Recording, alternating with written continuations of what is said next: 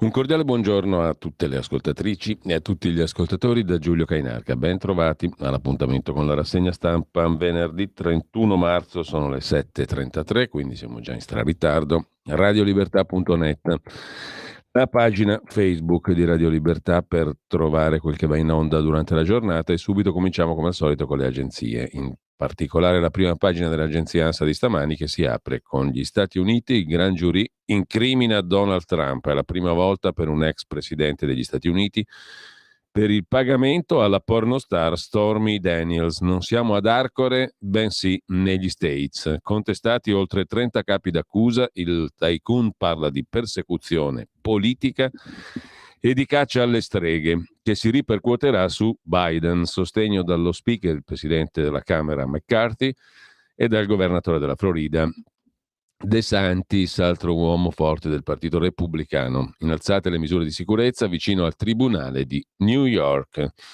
Papa Francesco migliora, seconda notte in ospedale, poi arrestato reporter del Wall Street Journal in Russia, una spia per conto degli Stati Uniti. È l'accusa russa. Evan Gershkovich, 32 anni, accreditato presso il Ministero degli Esteri, accusato di spionaggio, rischia fino a 20 anni di carcere. Il Wall Street Journal chiede il rilascio, ma la Russia fa sapere è stato colto in flagrante. L'ira di Washington, gli americani lascino subito il paese. La bolletta della luce cala in Italia, meno 55% nel secondo trimestre, andate a controllare. Botta e risposta fra la Lega e il presidente dell'Autorità Nazionale Anticorruzione Busia. I sindaci sono degli eroi, dice Busia, che tiene i contatti con Salvini. Mamma a 68 anni con la surrogata. In Spagna è polemica il caso dell'attrice Ana Obregón, che fa discutere anche la politica.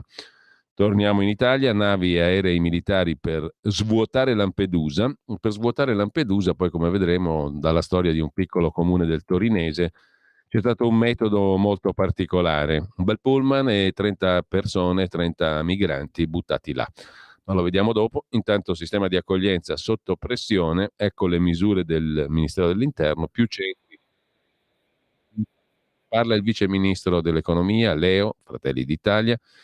Nel decreto non c'è un condono fiscale, ma un aiuto all'evasione di necessità. Si tratta di un aiuto a chi si è trovato a non riuscire a pagare le tasse.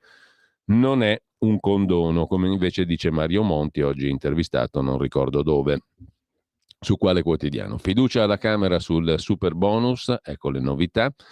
Più tempo per le villette, la responsabilità in solido si allenta.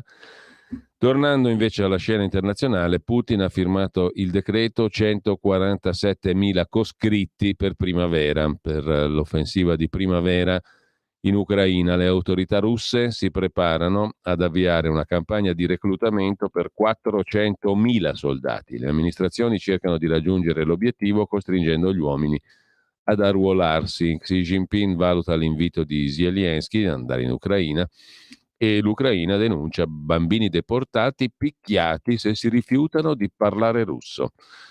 In primo piano sull'agenzia ANSA di stamani, lo stop dall'Europa al divario dei salari tra uomini e donne, sì definitivo al testo che prevede criteri neutrali per le retribuzioni, La Presidente dell'Europarlamento Metsola parla di salto di qualità verso l'eguaglianza. E ancora, tornando alle cronache italiane, Rigopiano, i parenti delle vittime da Giorgia Meloni chiedono che esca tutta la verità. Alla Premier la lettera di una ragazzina che perse la madre nella tragedia di Rigopiano. Chemio negata alla figlia, confermati 2 anni ai genitori. La Corte di Cassazione ha messo la parola fine al caso di Lino Bottaro e Rita Benini, accusati di omicidio colposo per aver rifiutato le cure alla figlia Eleonora, 17enne, malata di leucemia linfoblastica acuta. E un altro caso di cronaca, omicidio Zigliani, quel di Temù, Brescia, la figlia ai giudici ha raccontato, era la madre, lei che voleva ucciderci, l'hanno fatta fuori loro i figli. Ora, dopo tanti mesi in carcere, però non sono più così sicura che mia madre volesse ucciderci. Con ciò lasciamo l'agenzia ANSA e andiamo a vedere alcune delle notizie del giorno. Giusto appunto, lo scarica migranti a Rocca Canavese, un pullman abbandona in strada 26 profughi, aspiranti profughi arrivati da Lampedusa. Rabbia del sindaco, ci racconta la Stampa in cronaca locale. Sono stati portati senza nessun preavviso dalla prefettura. Non riuscivo a crederci. Dopo 2 ore un pullman è tornato a riprenderli per portarli altrove. Questo è il modo in cui si gestisce l'immigrazione in Italia. Le persone erano destinate a centri di accoglienza di Torino e della Val Susa. Il sindaco di Rocca Canavese, Alessandro Laiolo, dice: alle 12:30 ci siamo precipitati in piazza, ci siamo ritrovati questi ragazzi, 26 in tutto, scaricati dal pullman nella piazza di Rocca Canavese a 30 chilometri da Torino, senza preavviso, tra lo stupore dei cittadini e del sindaco. Grazie a chi si è attivato per risolvere il problema. Noi siamo pronti ad accogliere, dice il sindaco. Una trentina di migranti ieri mattina, sbarcati in Sicilia, hanno attraversato l'Italia in autobus, sono arrivati a Rocca Canavese, dove però non li attendeva nessuno. Ero nel mio ufficio, racconta il sindaco del piccolo paese dell'Alto Canavese, mi hanno chiamato alcuni commercianti abbastanza preoccupati. Mi hanno detto: guarda che qui è arrivato un pullman, ha scaricato diversi ragazzi, molti sono in ciabatte e hanno dei borsoni. Certo, anche perché a me nessuno aveva detto nulla, molto strano, dice il sindaco Laiolo, il quale nel giro di pochi minuti arriva sulla piazza principale del paese. Mi sono subito reso conto che c'era qualcosa che non funzionava, ho chiamato il mio vice e Samuele Oggiano per quello che chiamiamo supporto logistico. Abbiamo recuperato bottigliette d'acqua distribuite ai profughi, aspiranti profughi, e abbiamo chiesto se volevano mangiare. Intanto il sindaco chiama la prefettura per capire quello che sta succedendo. La maggior parte di quelli che sono stati scaricati a Rocca Canavese sono nuclei familiari provenienti dalla Costa d'Avorio. Aspettavo 5 donne destinate a una comunità che opera nel nostro comune, dice il sindaco. Dopo un breve giro di consultazioni riesce a fare un po' di chiarezza, a capire che di quella trentina di profughi alcuni sono destinati a cooperative di Torino e Susa, ma c'è un intoppo e dopo aver scaricato i passeggeri l'autobus li ha lasciati tutti lì. Per fortuna dopo un po' sono arrivati la Croce Rossa e il personale dei centri di accoglienza per l'intervento di recupero degli ospiti a loro destinati. Restano però una quindicina di persone in piazza. Ho capito che man mano che passavano le ore saremmo andati incontro a un'emergenza complicata da gestire. Sono riuscito a recuperare il numero di telefono dell'autista del pullman e gliel'ho detto chiaramente: o torni indietro e raccogli chi hai abbandonato, oppure io sono pronto a sporgere denuncia. Qualche ora dopo il pullman è tornato a Rocca, a Canavese, ha fatto risalire i migranti ripartiti con i loro bagagli in direzione di Torino. Io ero pronto ad aprire la palestra, dice il sindaco, ad organizzare loro una sistemazione per la notte. L'episodio dà corpo alle preoccupazioni del prefetto di Torino, Ruberto, conclude la Stampa, che pochi giorni fa ha lanciato l'allarme su un sistema dell'accoglienza già alle corde, con i posti quasi esauriti in Piemonte. Il sindaco di Rocca Canavese, Laiolo, conferma: l'episodio fa riflettere, l'emergenza migranti non si limita alle coste siciliane, riguarda tutto il paese. Queste persone hanno una dignità, va garantita, vogliamo aiutarli, le istituzioni devono metterci in condizioni di farlo. Così la Stampa, pagina 38 del dorso nazionale. Già che ci siamo, c'è un'altra piccola fotografia dell'Italia, è il signor Franco che scrive nella rubrica delle lettere Lo specchio dei tempi. La questione è quella della consegna di una patente affidata alle poste italiane. Non siamo presenti, avviso in buca, telefonare ai numeri prendere appuntamento per una seconda consegna. E qui si entra nel girone dantesco. 12 tentativi al telefono per un totale di 52 minuti. Una volta composti i numeri, spiega il lettore, il cittadino, entra in funzione l'assistente digitale delle poste italiane, che impiega circa 6 minuti per farti colloquiare con lei. Prema 1, prema 3, dica sì, dica no, ti ripete i codici che gli detti correttamente, alla fine ti comunica laconicamente che i codici sono inesatti, sbagliati. E poi mi chiedi anche di accettare una vostra telefonata per rispondere a un questionario di gradimento. E adesso la patente arriverà forse nell'ufficio postale più vicino dopo 10 giorni, dopo un secondo tentativo di consegna previo appuntamento. Ma se non mi rispondete, come faccio a prendere l'appuntamento? Si domanda il lettore. Detto questo, a proposito di immigrati, è libero ad aprire la prima pagina con l'articolo di Mauro Zanon, un regalino di una ONG, 3 terroristi sul barcone. Tutti fuggiti, i migranti sbarcati in Francia dopo lo scontro tra Meloni e Macron. Ora si scopre che alcuni erano schedati come soggetti estremamente pericolosi, racconta Zanon, corrispondente dalla Francia da Parigi. 3 migranti presenti a bordo della Ocean Viking, la nave dell'ONG SOS Méditerranée, che lo scorso novembre finì al centro dello scontro diplomatico tra la Francia e l'Italia, erano schedati con la lettera S, la lettera con cui i servizi segreti interni francesi marchiano gli individui potenzialmente pericolosi per la sicurezza dello Stato.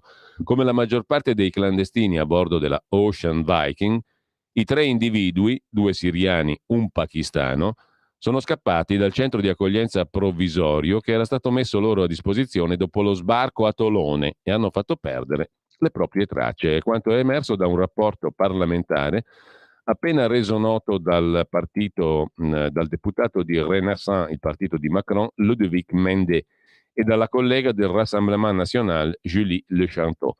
Rapporto che evidenzia molteplici disfunzioni, soprattutto a livello di sicurezza.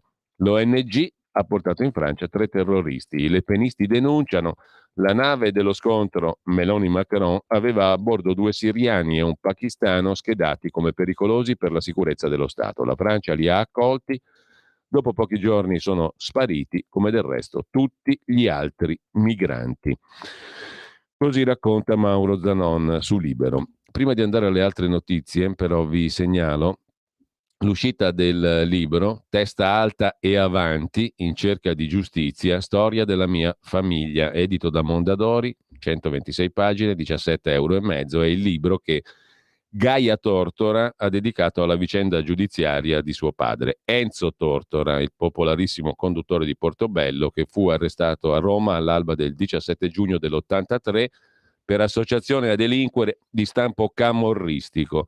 Ci vollero 4 anni affinché la sua assoluzione venisse sancita dalla Cassazione. Dopo essere tornato in TV e avere combattuto con i radicali da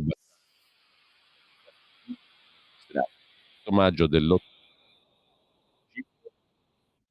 dopo il suo arresto, Enzo Tortora muore. La figlia, oggi giornalista, in un libro racconta il calvario vissuto dalla sua famiglia. Mio padre è arrestato per un errore che in 2 ore si poteva risolvere, invece ci hanno trascinato nell'inferno per 5 anni. Mala giustizia, mala informazione sono andate di pari passo. E purtroppo non è stata una storia unica. Il 17 giugno del 1983, 40 anni fa sostanzialmente, una ragazza stava per dare il suo esame di terza media.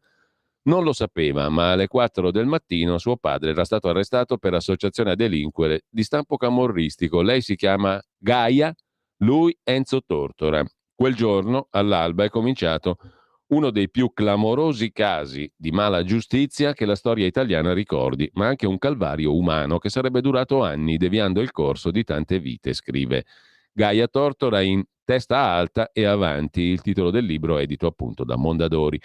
Libro breve, 126 pagine, denso, commovente. In cerca di giustizia, storia della mia famiglia, il sottotitolo. Gaia Tortora racconta questa storia da figlia, da sorella, da giornalista, lavora in TV, è vice direttrice del TG di La 7. Quando c'è un caso di errore giudiziario, racconta Gaia Tortora a Eleonora Barbieri sul giornale di stamani, anche se io lo chiamo accanimento giudiziario, perché volendo avrebbero potuto risolvere l'errore in poche ore o esageriamo in pochi giorni e invece l'hanno volutamente trascinato, ecco, dietro questa discesa all'inferno, no? Che ti cambia la vita e alla fine forse ti può restituire la vita di prima, ma non la persona di prima, ci sono delle famiglie, dei parenti, dei coniugi, dei figli. Era il momento di dire cosa accade alla famiglia che vive un inferno come quello. Un inferno a cui la famiglia Tortora non si arrende, come indica il titolo Testa alta e avanti, che è una frase che mio padre, Enzo, mi scrisse in una lettera, ricorda la figlia di Enzo Tortora, Gaia. Anche se di quell'esortazione non c'era bisogno, nessuno è mai stato sfiorato per un secondo dal dubbio. E poi a testa alta nel difendere principi spesso violati. Mi riferisco alla mala giustizia e alla mala informazione, che sono andate di pari passo. Non posso assolvere nessuna delle due. A proposito di mala giustizia e di mala informazione, domenica alle 20:30 ne avete un saggio di attualità. Purtroppo un'attualità che si trascina dal lontano 2006-2007, quando furono arrestati Olindo Romano e Rosa Bazzi. La strage di Erba, un altro caso di mala giustizia e di mala informazione. Per fortuna che ne parlano ancora qualcuno, ne parleremo anche noi di nuovo. E comunque alle 20:30 domenica su Italia 1 c'è uno speciale curato da Le Iene, da Antonino Monteleone e soprattutto il conduttore è Marco Chipinti. Alla mala giustizia e alla mala informazione che sono andate di pari passo, sottolinea Gaia Tortora. Non posso assolvere né la mala giustizia né la mala informazione. Ovviamente certa magistratura, certa informazione, ma sono andate a braccetto per spolpare un essere umano e di riflesso quelli intorno a lui. Nel caso di Olindo Romano e Rosa Bazzi non c'erano né figli né parenti né amici sostanzialmente, quindi lì si andava ancor più in discesa nella mala giustizia e nella mala informazione. La mattina dell'arresto lei aveva 14 anni, Gaia, e doveva dare la terza media. Il resto dell'intervista ve lo potete leggere sul giornale. Su Italia Oggi, Walter Vecellio si occupa dello stesso libro, della stessa questione. Annientato anche se innocente, nessun riscontro, nessuna verifica, arrestato per partito preso. La figlia di Tortora, Gaia, rievoca il calvario del padre. È la recensione dello stesso libro. Testa alta e avanti, edito da Mondadori. Intanto, a proposito di vicende giudiziarie, la vedova Calabresi, la vedova di Luigi Calabresi, Gemma, la mamma dell'ex direttore della Stampa di Repubblica, Mario Calabresi, ha raccontato che Giorgio Pietro Stefani, condannato come mandante del delitto Calabresi, è un altro perché Dio è andato da lui, si è convertito. La Francia dice non estradiamo i terroristi perché hanno famiglia, ma la nostra non conta? Si domanda Gemma Calabresi. I mistici, scrive Piero Colaprico oggi su Repubblica, più o meno dicevano se non sai dove andare prendi una strada che non conosci. Così sembra aver fatto, nella sua latitanza a Parigi, Giorgio Pietro Stefani, l'ex capo del servizio d'ordine di lotta continua. Lo ha raccontato Gemma Calabresi, la vedova del commissario Luigi Calabresi, ucciso a Milano il 17 maggio del 72 in un agguato per ordine, così dicono le sentenze, di Pietro Stefani e di Adriano Soffri, entrambi condannati a 22 anni di carcere. Mezzo secolo dopo quell'omicidio, i cosiddetti anni di piombo restano per molti cronaca dolente, ma Pietro Stefani, ha detto ieri la signora Gemma, in un incontro con gli studenti all'Arcivescovile di Trento, non è più quello di 50 anni fa. Quando si parlava di estradizione, mio figlio maggiore, il giornalista Mario Calabresi, è andato a incontrare Pietro Stefani a Parigi. Non posso dirvi cosa si sono detti, perché ha chiesto che quel colloquio fosse riservato, però posso dirvi una cosa che vi aiuta a capire. Anche lui ha incontrato Dio. Dio è andato anche da lui e non è più la persona di 50 anni fa. Pietro Stefani, il mandante del delitto Calabresi. La fede religiosa non è argomento da opinioni, o esiste o non esiste, scrive Colaprico, e va detto che tra gli ex terroristi c'è davvero di tutto. Dio è andato da lui. Torniamo sulla terra e se un parlamentare dice a qualcuno che ha le mani in pasta non è diffamazione, ma esercizio delle sue funzioni, ha scritto Franco Bechis col suo alter ego femminile Fosca Bincher su Open e riprende oggi Italia Oggi. Perché lo citiamo? Perché ha a che fare con il nostro condirettore Alessandro Morelli. La giunta per le autorizzazioni va in soccorso del leghista Morelli, che era stato querelato dal sindaco Beppe Sala. Dire a qualcuno che ha le mani in pasta o nella marmellata non è un insulto diffamatorio, ma un termine insindacabile perché espresso da un parlamentare nell'esercizio delle sue funzioni. Così la giunta per le autorizzazioni della Camera dei Deputati ha salvato il sottosegretario Morelli dalla querela per diffamazione presentata dal sindaco di Milano Beppe Sala quasi 4 anni fa. Morelli aveva attaccato Sala in un post su Facebook per la donazione di 3 milioni e 100 mila euro da parte del governo saudita alla fondazione che gestisce il teatro alla Scala. L'accordo iniziale prevedeva un finanziamento di tale importo per 5 anni, ma la storia l'abbiamo già raccontata e via dicendo. Quel giorno sul post di Facebook Morelli scrisse: Sala annunzia la restituzione dei soldi sauditi, chiedeva silenzio perché aveva le mani in pasta nella marmellata. Il sindaco di Milano presentò querela a Morelli ritenendosi diffamato. Il procedimento è andato avanti molto lentamente. Si è concluso così. La giunta per le autorizzazioni ha detto no, è insindacabile. Intanto, a proposito di Lega, addio canone Rai in 5 anni. Proposta di legge della Lega al Senato per riformare la TV pubblica, nuovi canali, meno costi, estensione della concessione, una progressiva riduzione dell'importo della tassa a cadenza annuale del 20% fino al totale azzeramento, cioè azzeramento ma cum juicio, per parafrasare il governatore spagnolo di Milano, come raccontava il Manzoni nei Promessi Sposi. La Lega presenta al Senato una proposta di legge per cancellare cum juicio, appunto, con calma, in 5 anni il canone Rai. Nella bozza si legge di una progressiva riduzione dell'importo del canone Rai con un taglio a cadenza annuale del 20% fino al suo totale azzeramento. A proposito di Cose Nostre, intesa come Radio Libertà, Antonino Danna si occupa di fare una piccola nota a margine dopo che un ascoltatore della radio, appunto, dopo averlo sentito parlare in radio in senso critico della carne sintetica, ha mandato un WhatsApp provocatorio. Vedi, questi americani sono quelli che piacciono a te, quelli della carne sintetica, di cui ti glorii di avere il passaporto. Sottinteso.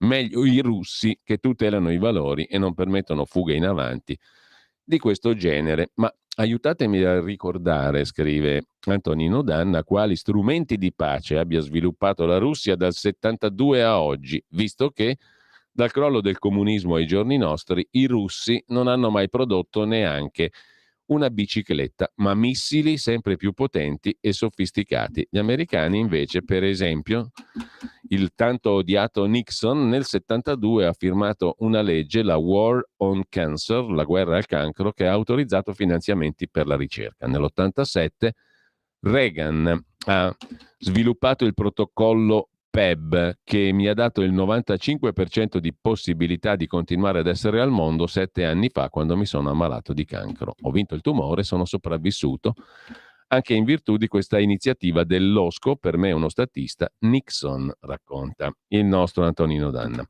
Intanto, sempre a proposito di Lega, Fedriga e la presidenza della regione, una clip dell'agenzia AGI. E poi non posso che ringraziare il ministro Salvini, prima di tutto da segretario della Lega, perché ovviamente quello che mi ha fatto fare questa esperienza è la prima volta, mi hanno voluto, che io non volevo fare, lo sa, e invece è stata una della più belle esperienze che potessi fare, quanto mi è cresciuto di più e quanto spero anche sia stato apprezzato dai cittadini che ho rappresentato in questi 5 anni. E poi ovviamente da ministro, perché sono passati pochi mesi e già con questo governo abbiamo aperto un'interlocuzione importantissima e su molte questioni, tra cui quelle infrastrutturali, che sono fondamentali per la nostra regione.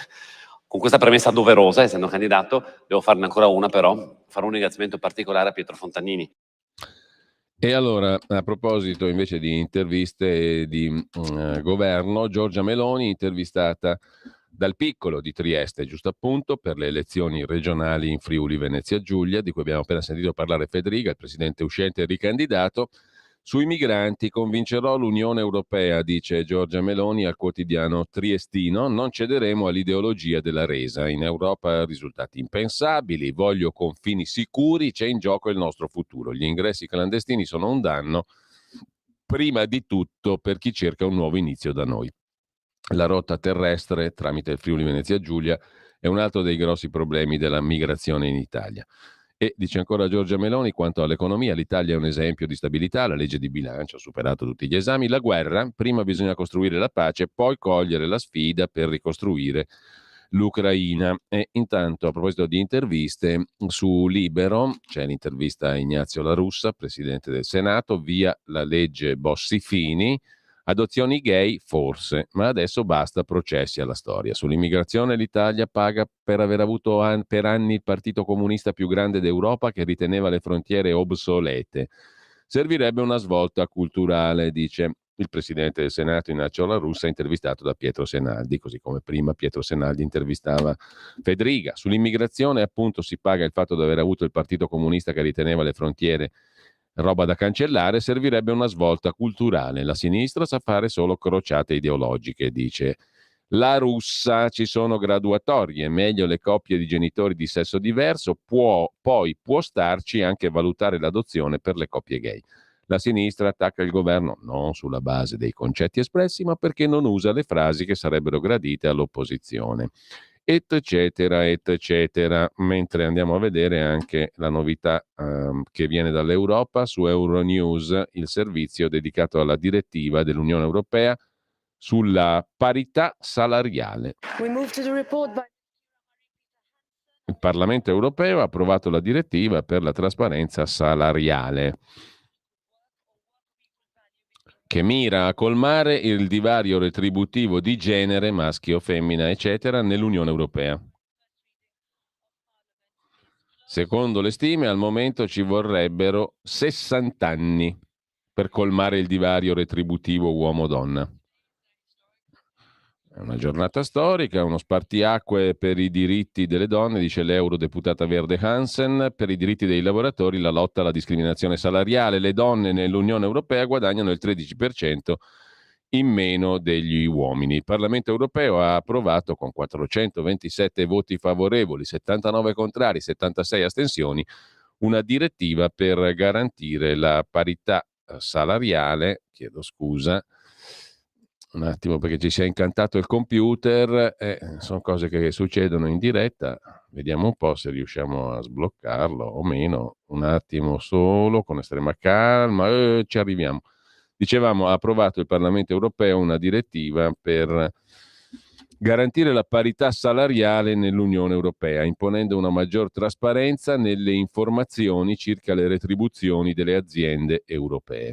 I dettagli della normativa, le reazioni degli eurodeputati e insomma tutto quel bla bla bla che non serve a nulla. Mentre a proposito di Europa, Ursula von der Leyen ha morsicato la Cina. La Cina sta sfruttando la debolezza del presidente russo Putin per aumentare la sua influenza geopolitica sulla Russia. È la finissima analisi della Presidente della Commissione dell'Unione Europea, il che porta a un'inversione dell'equilibrio di potere tra i due alleati di lunga data. È la sintesi di un intervento molto critico, scrive sempre Euronews, da parte della Presidente della Commissione Europea, Ursula von der Leyen, all'European Policy Center. Sentiamo un po'. Cos'è che è successo? Sì, un attimo solo, con calma, ci arriviamo, chiudiamo il precedente coso e andiamo al coso numero 2. Il precedente coso fa una fatica della Madonna a chiudersi, per cui adesso lo chiudiamo d'ufficio. Ce la facciamo? Sì, forse ce la facciamo.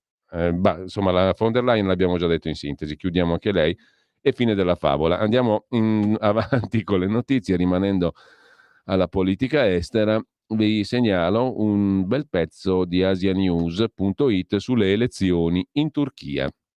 Non se ne parla moltissimo, ci sono altre priorità, ma in Turchia per vincere Erdogan riabbraccia l'estremismo islamico, scrive la testata Asia News, che è la testata del Pontificio Istituto Missioni Estere. Il fronte unito delle opposizioni, con il possibile sostegno del più importante partito curdo, apre la partita elettorale. In risposta, la coalizione di governo accoglie due partiti che raggiungono a fatica l'1% dei consensi. Nell'accordo elettorale, l'abrogazione della legge che punisce la violenza sulle donne e i minori. Per allargare l'alleanza e per allontanare l'ipotesi di una sconfitta alle presidenziali del prossimo 14 maggio, anche in considerazione della ritrovata alleanza dei partiti di opposizione che puntano anche al voto dei curdi, Erdogan imbarca l'ala radicale islamica. In questi ultimi giorni 2 formazioni politiche si sono alleate alla coalizione di Erdogan, il New Welfare Party e lo Hudapar, un matrimonio di interessi per l'Alleanza Popolare che rischia di affossare i diritti di donne, minoranze e rifugiati siriani e sposta sempre più a destra l'asse di un futuro esecutivo guidato dal partito di Erdogan. Analisti ed esperti concordano nel ritenere che le elezioni presidenziali e legislative, in programma in Turchia, si presentano come le più incerte e combattute degli ultimi 20 anni, in cui ha dominato il partito di Erdogan. Da qui la scelta del sultano di inglobare anche alleati un tempo scomodi, a conferma di un panico crescente negli ambienti governativi. E sempre restando sulla scena internazionale, su avanti.it c'è un interessante articolo di Francesca Lucchini sul Brasile, un nuovo accordo del Brasile per la de-dollarizzazione. L'accordo è con la Cina. Il governo brasiliano ha annunciato ieri che Cina e Brasile hanno firmato un accordo che permetterà loro di svolgere commerci e transazioni finanziarie usando le valute locali al posto del dollaro. Continua quindi la de-dollarizzazione che è in corso in molti paesi che non rientrano nell'Alleanza Atlantica, compresa la Russia.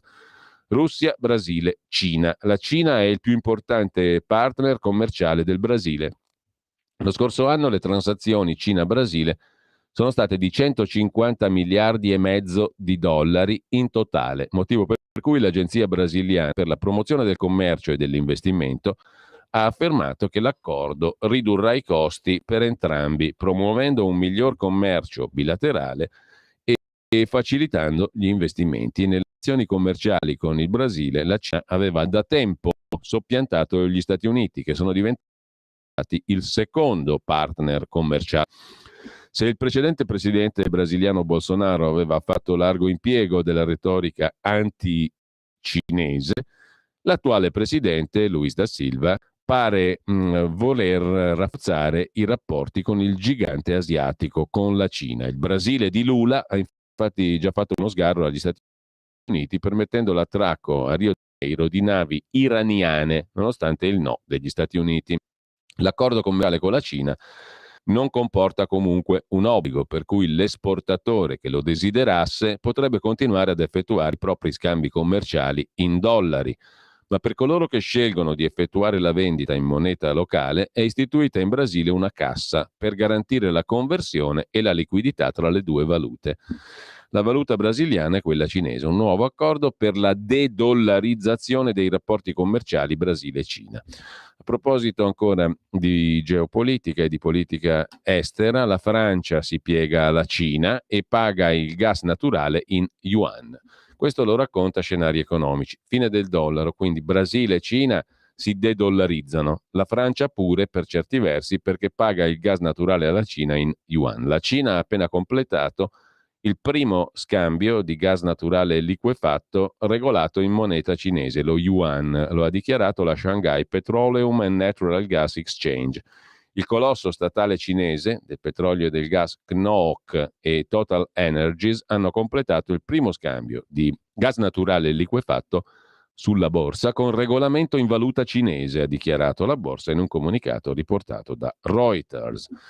E a proposito di energia, sempre su Scenari Economici c'è un articolo che ci ricorda che la propensione tedesca per l'e-fuel, cioè per i carburanti generati sinteticamente, e ce l'aveva anche Hitler. La storia è fatta di corsi e ricorsi simili ma sempre diversi in un'Unione Europea sempre più autoritaria, scrive Scenari Economici, si impone l'abbandono dei motori endotermici, benzina, diesel, ma anche potenzialmente idrogeno, tranne che non utilizzino gli e-fuel, cioè carburanti generati sinteticamente. E questo ci riporta a un momento particolare della storia europea. La tecnologia per produrre carburanti sintetici ha 100 anni di vita, è tutt'altro che nuova.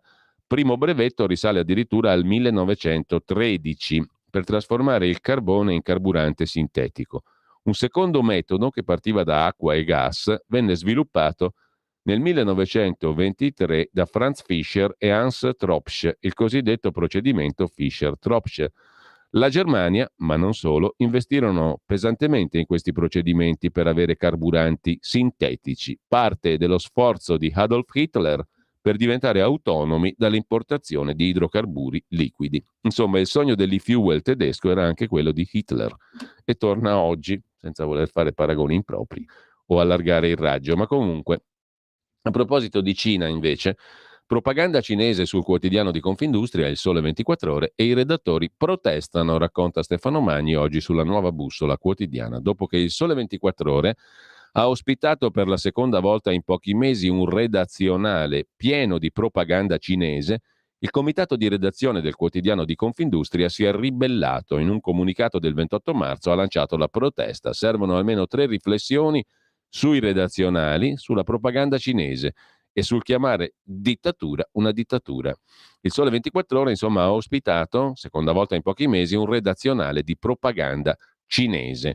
Il comitato di redazione si è ribellato e ha criticato la scelta editoriale. La protesta non può lasciare indifferenti, scrive Stefano Magni sulla Nuova Bussola Quotidiana, e obbliga ad alcune riflessioni. Sono 4 le pagine di Focus China. Il comitato contesta la forma ambigua del redazionale. Già a dicembre e in recente passato, in rappresentanza della redazione, ci lamentammo per forme e contenuti. La questione l'aveva posta parecchi mesi fa il nostro collega e amico Maurizio Bolognetti, a suo tempo, molti mesi fa. Lo riprende oggi il tema, appunto, Stefano Magni sulla Nuova Bussola Quotidiana, sul fatto che il quotidiano di Confindustria ospita redazionali cinesi, pro propaganda cinese. Già a dicembre e in un recente passato ci lamentammo, scrive il comitato di redazione, cioè i giornalisti del Sole 24 Ore, per forme e contenuti. Quanto alle forme, si ripropone il modello assai ambiguo del redazionale, cioè non si rende evidente che si tratta di una comunicazione pubblicitaria. E ad accrescere l'opacità, il committente non è chiaramente identificato, il committente cinese. Che di propaganda si tratti si legge chiaramente nella seconda parte del comunicato. Sono eloquenti i titoli che si succedono nelle pagine. Si va da nel 2022 il PIL cinese ha toccato un nuovo record, le imprese straniere puntano ancora sugli investimenti in Cina, e poi la Cina un hotspot per investimenti stranieri. Insomma, è propaganda per attrarre investimenti dall'Italia verso la Cina tramite redazionali, appunto, che sono in realtà pubblicità sul quotidiano di Confindustria. È una propaganda inqualificabile, dicono i giornalisti del Sole 24 Ore del comitato di redazione, visto che mette le pagine del giornale a disposizione di un sistema economico e di uno Stato che si caratterizzano per l'assenza di elementi base di una democrazia. La conclusione del comitato di redazione è tranchant. Il Sole 24 Ore si è prestato a battere la gran cassa per una dittatura, scrivono i giornalisti del comitato di redazione del quotidiano della Confindustria italiana. Le 3 riflessioni che si impongono su questo episodio, scrive Stefano Magni stamani sulla Nuova Bussola Quotidiana, riguardano invece il futuro del giornalismo italiano. La prima è, in generale, l'ambiguità del redazionale. Un lettore qualunque lo scambierebbe per una sezione del quotidiano. In un redazionale il lettore trova articoli, dati, interviste e pensa che si tratti di cose scritte dalla redazione. Ci sono poi articoli e interviste che sembrano redazionali da quanto sono sbilanciati. L'intervista ad Alema, pubblicata da Milano Finanza, non è di parte, è chiaramente cinese. I cinesi sono maestri di questa propaganda. Seconda riflessione, la propaganda cinese in Italia. L'Italia, dopo la firma dei protocolli della nuova Via della Seta nel 2019, è uno dei paesi più influenzati in assoluto nel mondo occidentale. Nella prima fase della pandemia Covid siamo diventati un caso studio internazionale quanto a livello di esposizione alla propaganda cinese. Terza riflessione, la protesta dei giornalisti. È una buona notizia, è un bene che almeno i redattori del Sole 24 Ore abbiano identificato la Cina come una dittatura e abbiano usato questa parola senza girarci intorno. Intanto A proposito di giornalisti, ne abbiamo parlato l'altro giorno, Leone Grotti è inviato per Tempi.it in Nigeria. Vi invito a leggere la sua corrispondenza su Tempi, appunto, su Tempi.it. Il missionario che in Nigeria fa da mediatore per salvare i cristiani rapiti. È la storia che racconta oggi Leone Grotti. Oltre 12.000 cristiani vittime dei jihadisti negli ultimi 3 anni in Africa. I fanatici islamici non accettano che qualcuno si converta al cristianesimo, dice il missionario. Mentre, sempre rimanendo sui temi della politica estera, della geopolitica, in particolare della guerra in Ucraina, c'è da segnalare su analisidifesa.it, la testata diretta da Gian Andrea Gaiani, l'audizione dell'ammiraglio Cavo Dragone al Senato. Il sostegno all'Ucraina ha creato problemi a tutte le nazioni del cosiddetto gruppo di contatto, preoccupate per l'abbassamento del livello delle scorte che non ha superato la soglia di allarme delle necessità operative, ma ci siamo avvicinati molto a quel limite. Il capo di Stato Maggiore della Difesa, l'ammiraglio Giuseppe Cavo Dragone, ha impostato all'insegna della schietta concretezza l'audizione del 23 marzo alla Commissione Difesa ed Esteri del Senato sulle linee del proprio mandato. L'ammiraglio ha ricordato che abbiamo vissuto gli ultimi 20 anni pensando di dover affrontare la lotta al terrorismo, guerre asimmetriche, peacekeeping, ma oggi non possiamo permetterci di attendere 3 anni per ottenere dall'industria un sistema d'arma o 20 mesi per il munizionamento. Questo tema è oggetto di grande attenzione, ha detto Cavo Dragone, che ha proposto una più intensa integrazione dell'industria nazionale del sistema di difesa con più produzione di sistemi d'arma e munizionamento da immagazzinare, nella speranza di non doverli usare. Guerra, insomma. Mentre Trump è stato incriminato, vi segnalo a questo proposito l'articolo di Federico Punzi su Atlantico Quotidiano, persecuzione politica, rischio di crisi istituzionale.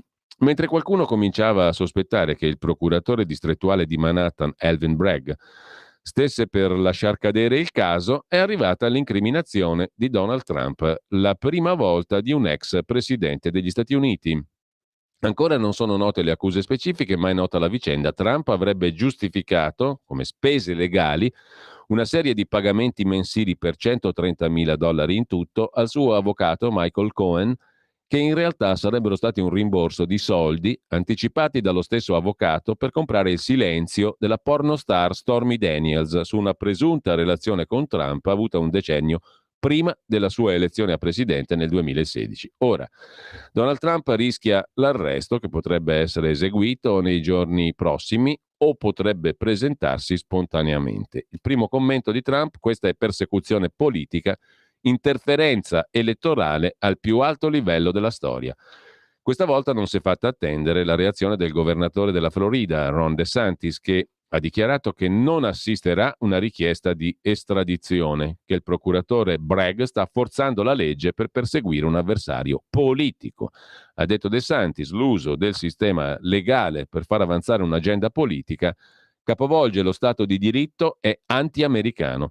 Una decisione, commenta Punzi, che rischia di precipitare ancora di più gli Stati Uniti nel caos politico-istituzionale e che dimostra, ancora una volta, la determinazione dei democratici e dell'impero Soros, da cui il procuratore Bragg è stato finanziato, di impedire con ogni mezzo a Trump di tornare alla Casa Bianca. Il procuratore, ha commentato lo speaker della Camera Kevin McCarthy, ha danneggiato irreparabilmente il nostro paese nel tentativo di interferire nelle nostre elezioni presidenziali. La Camera dei rappresentanti terrà conto di Alvin Bragg, il procuratore che ha incriminato Trump, appunto, e del suo abuso di potere senza precedenti, ha detto il presidente della Camera dei deputati americana. Il procuratore distrettuale di Manhattan, secondo l'ex segretario di Stato Mike Pompeo, sta minando la fiducia dell'America nel nostro sistema legale. Bragg è lo stesso procuratore finanziato da Soros, ha detto Pompeo, che si rifiuta di perseguire crimini violenti e ha declassato più della metà di tutti i reati a reati minori. Con Trump è l'unico caso in cui farebbe il contrario, da reato minore a crimine. Avevamo già spiegato la debolezza del caso, scrive Federico Punzi, anche se fosse la falsificazione di documenti aziendali è un reato minore a New York. non con un termine di prescrizione di 2 anni, il che significa che è quasi certamente prescritto. Per rendere il caso sostenibile, Bragg deve trasformarlo in crimine, felony, che ha un termine di prescrizione di 5 anni. Ciò richiederebbe provare che Trump intendeva falsificare i documenti per nascondere un altro crimine che sapeva di aver commesso. Dunque il procuratore Bragg dovrebbe provare che Trump ha commesso un altro crimine e dimostrare che sapeva che stava commettendo un altro crimine e aveva agito con l'intento di nasconderlo. Il crimine di cui il procuratore Bragg potrebbe accusare Trump, secondo indiscrezioni, è una violazione delle leggi sul finanziamento della campagna elettorale. Anche qui l'appiglio sarebbe ancora debole, perché tali leggi, nel caso di elezioni presidenziali, sono federali e il procuratore Bragg non avrebbe giurisdizione. L'anno scorso, scrive ancora Federico Punzi su Atlantico Quotidiano, Hillary Clinton ha tranquillamente sanato una violazione della legge sul finanziamento della campagna per avere giustificato le spese per il dossier Steele, la bufala alla base del Russiagate, come servizi legali. Una multa e via. Anche se Bragg ci riuscisse, Trump ha rimborsato Cohen con fondi privati, non della campagna elettorale. Inoltre, la motivazione più ovvia dell'ex presidente nel falsificare i registri non era nascondere un altro crimine, ma mantenere segreto l'accordo di riservatezza da sua moglie e dall'opinione pubblica. Insomma, vedremo quali sono le accuse su cui punta il procuratore Bragg, finanziato da Soros, ma sulla base delle informazioni disponibili oggi, il caso non sembra proprio stare in piedi. Non sta tanto in piedi che perfino alcuni democratici, ferocemente anti-Trump, auspicavano che il procuratore Bragg non incriminasse Donald Trump, temendo che un caso così debole possa screditare altre inchieste su Trump, pur sempre discutibili, ma per fatti più seri, come l'assalto del 6 gennaio 21 e i documenti riservati custoditi nella sua residenza di Mar-a-Lago. C'è una diffusa convinzione, scrive ancora Federico Punzi, tra i commentatori statunitensi, non solo di destra, che l'incriminazione possa favorire Trump nella corsa alla Casa Bianca, quantomeno aiutarlo a vincere le primarie. Uno scenario paventato in particolare dai repubblicani Never Trump, cioè ostili a Trump. Questa lettura però non ci convince, osserva Punzi, perché passata la prima ondata emotiva, con la rabbia del popolo e la simpatia anche di chi non lo ama, che troveranno oltraggiosa questa incriminazione, potrebbe infatti prevalere nell'elettore moderato la percezione del Trump azzoppato, che quando anche uscisse vincitore dalle primarie sarebbe destinato a una sconfitta, condannando i repubblicani ad altri 4 anni fuori dalla Casa Bianca. Insomma, questa iniziativa temeraria del procuratore Bragg comunque potrebbe essere alla fine un danno politico per Donald Trump. E poi c'è la questione dei procuratori di Soros.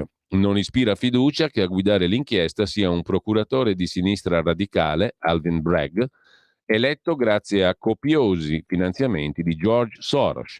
E questo è uno degli aspetti più inquietanti. Un governo ombra, parallelo, quello di Soros, che ormai controlla pezzi sempre più ampi del potere giudiziario statunitense e un uso politico-ideologico della giustizia più sottile del mero perseguitare gli avversari politici.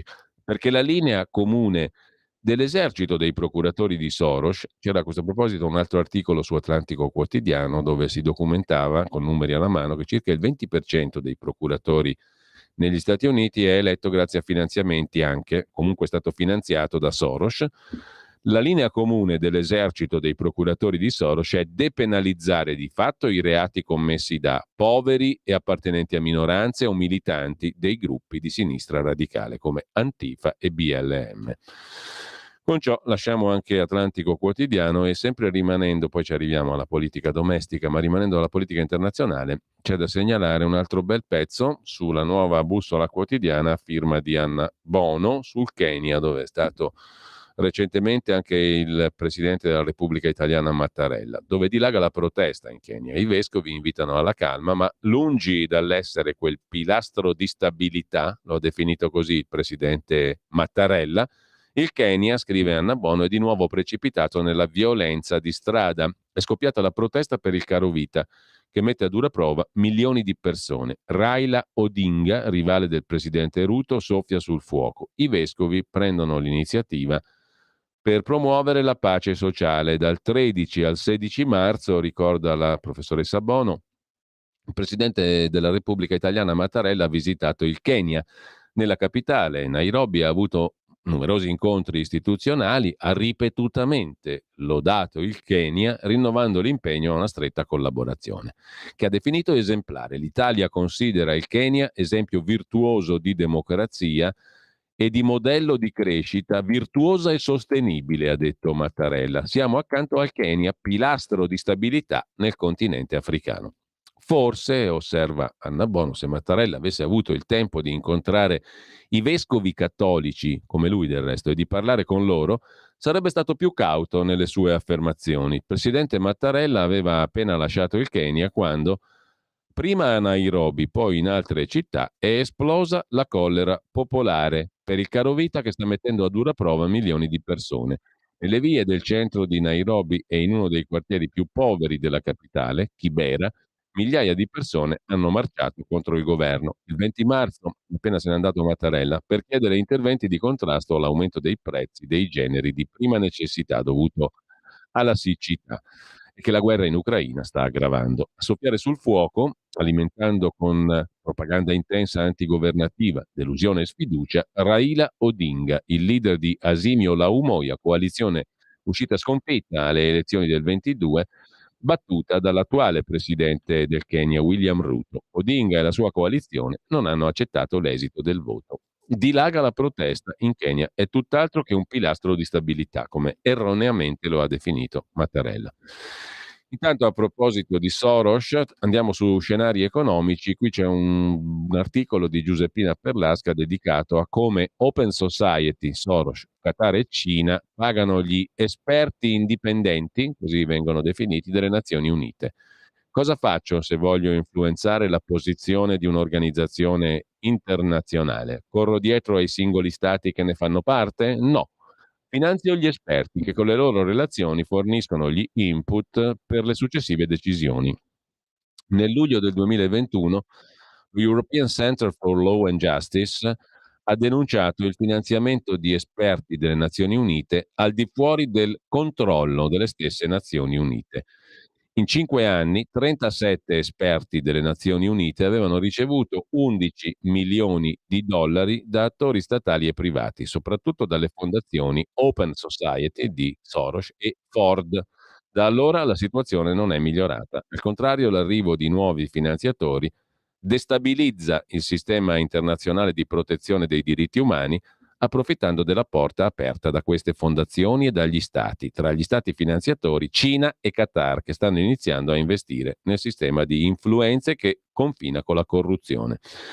A proposito di corruzione e di Qatar, il Qatargate, l'Europa all'inizio ho pensato al suicidio, parla dal carcere di Bruxelles Eva Kaili, 44 anni, arrestata il 9 novembre scorso nel cosiddetto Qatargate, le mazzette versate da Qatar e Marocco a membri del Parlamento europeo, di cui la politica greca era vicepresidente per il Partito Socialista. Ho pensato al suicidio, ora vorrei tornare a fare politica, dice dal carcere Eva Kaili, a cui ha fatto visita la deputata di Forza Italia Deborah Bergamini. Sono innocente, lo dimostrerò, non mi sento una vittima, mi sento un trofeo. Il trofeo di una persecuzione politica di cui fa parte un pregiudizio che comunque c'è nei confronti dei parlamentari e dei politici del Sud Europa, maltesi, greci, italiani e così via. La mette in questi termini Eva Kaili in carcere a Bruxelles. Con ciò andiamo adesso a vedere la prima pagina del Quotidiano di Sicilia, perché l'Italia è ostaggio della mala burocrazia, ci ricorda il quotidiano di Carlo Alberto Tregua, e non ha saputo copiare il modello francese, l'ennesimo monito del presidente Mattarella. La pubblica amministrazione sia efficiente, rapida e trasparente. Te saluto, scrive il Quotidiano di Sicilia. Questione locale, il quarto policlinico, contesa nel cuore della Sicilia, le interviste ai sindaci di Caltanissetta e di Enna. Mentre c'è da segnalare Pagina 3, oltre alla questione del quarto policlinico, la Sicilia e il turismo, l'ombra della mala politica. I grillini, in questo caso, denunciano presunte violazioni del codice degli appalti e opacità nella gestione di un settore chiave. Rapidi, sulla prima pagina del quotidiano comunista Il Manifesto, un articolo dedicato all'Italia condannata a Bruxelles per la questione della trascrizione dei figli delle coppie omosessuali, un voto di condanna, l'invito al dietrofront. Il Parlamento europeo isola l'Italia sulla questione dei figli e delle famiglie omogenitoriali, censurando le istruzioni impartite dal governo italiano al Comune di Milano di non registrare più figli di coppie dello stesso sesso e invitando a revocare l'ordine che dal Ministero dell'Interno è arrivato ai sindaci attraverso i prefetti. Per il Parlamento europeo si tratta di violazione di diritti dei minori. È l'Europa che ci bastona. E sottolinea anche lo stesso concetto sul riformista Piero Sansonetti. Soldi del PNRR, diritti dei gay, l'Europa ci sbertuccia. Povera Italia, povera nazione. In prima pagina sul Foglio c'è invece da segnalare un bell'articolo, una riflessione del direttore sulla questione dell'intelligenza artificiale, di ChatGPT. Non aver paura. È possibile, scrive Claudio Cerasa, che le preoccupazioni manifestate da Elon Musk sull'intelligenza artificiale abbiano un fondo di realtà ed è possibile che l'appello con cui Musk ha invitato gli ingegneri di tutto il mondo a mettere in pausa per almeno 6 mesi lo sviluppo di ChatGPT per evitare effetti potenzialmente catastrofici sulla società, questo appello possa contenere un fondo di verità. Difficile dare torto a Elon Musk quando dice che potenti sistemi di intelligenza artificiale dovrebbero essere sviluppati solo quando saremo certi che i loro effetti saranno positivi e i loro rischi saranno gestibili. Ciò che però ci sentiamo di poter affermare, commenta Cerasa, rispetto allo sviluppo poderoso di ChatGPT è che l'intelligenza artificiale applicata al giornalismo non produce alcun effetto catastrofico, in alcuni casi è in grado di produrre perfino effetti positivi, con rischi gestibili. Nel caso in cui Elon Musk fosse interessato ad approfondire la storia di un giornale deciso a sperimentare l'intelligenza artificiale sulle sue pagine, ci permettiamo di suggerirgli un modello, il nostro. Un mese fa il Foglio ha scelto di condurre un esperimento, inserire ogni giorno nelle pagine del nostro quotidiano un testo scritto con ChatGPT e premiare alla fine di ogni settimana, con un abbonamento al Foglio e una bottiglia di champagne, 2 lettori estratti a sorte fra tutti quelli in grado di individuare ogni giorno il testo scritto con l'intelligenza artificiale. Pensavamo che fosse un esperimento per testare i limiti e le potenzialità dell'intelligenza artificiale e così in parte è stato. Ma ci siamo resi conto che alla fine il test in questione era più sulla qualità giornalistica dei cervelli naturali, cioè i nostri, che sulla qualità giornalistica dei cervelli artificiali, cioè quelli finanziati da Musk e compagnia. C'è un altro tema, un altro articolo, non perdersi nel labirinto delle intelligenze artificiali tra dilemmi etici e scorciatoia pragmatica, che è l'altro articolo dedicato alla questione dell'intelligenza artificiale a firma di Maurizio Crippa. Con questo lasciamo anche la prima pagina del Foglio. Il tema dell'intelligenza artificiale è affrontato anche da Dago Spia, che riprende un lancio dell'agenzia ANSA. Lo vediamo tra pochissimo. Stai ascoltando Radio Libertà. la tua voce libera, senza filtri né censura. La tua radio.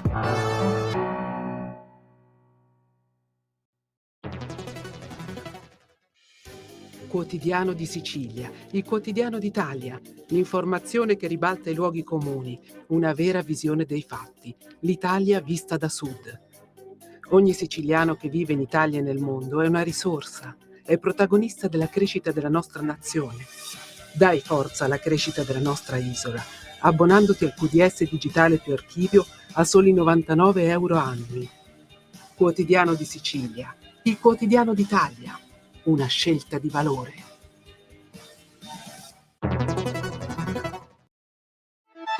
Stai ascoltando Radio Libertà, la tua voce libera, senza filtri né censure. la tua radio.